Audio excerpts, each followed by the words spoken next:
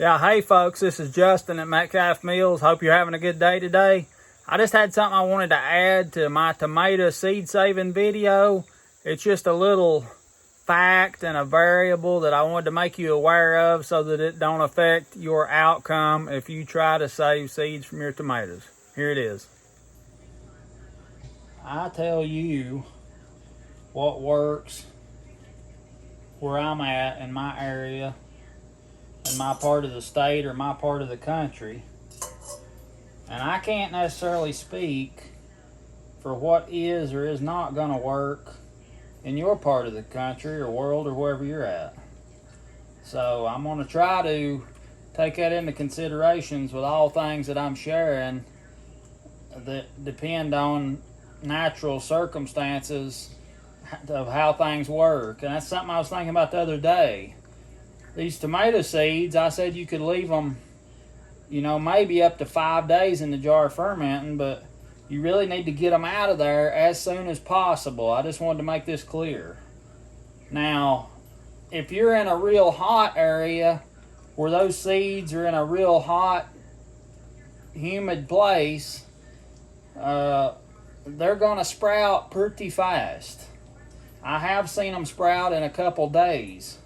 So if you're in an air-conditioned house where they're fermenting in there and it's cooler, a maintained cooler temperature, they're probably going to take a lot longer to sprout. But I just want you to be aware of that, and I didn't want anybody to lose their seeds because, they left them in the jar too long. So just be aware of that. Check the seeds.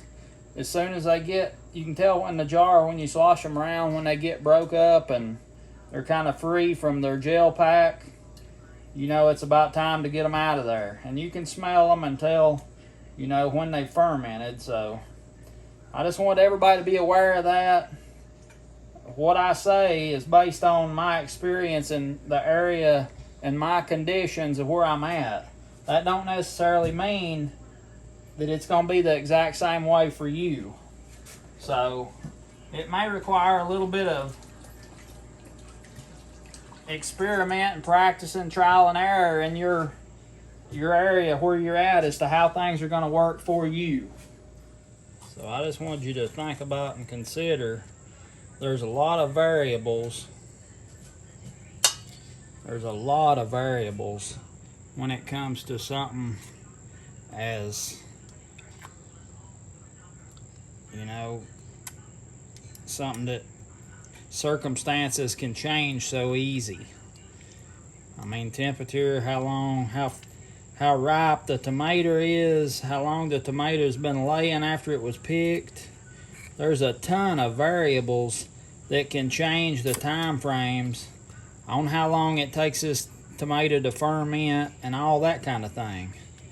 And I just, I wanted to make sure that was clear with everybody that is trying to save their tomato seeds, because I don't want you to lose a seed, period, not one seed. I want you to, save each and every one of them if you possibly can. So I wanted to make sure and clarify, and I'll try to think about that better next time and make sure I'm clear when I do a video on instructing how to do something, that I try to remember to take into consideration all the factors that might affect that and make it different for you than it is for me.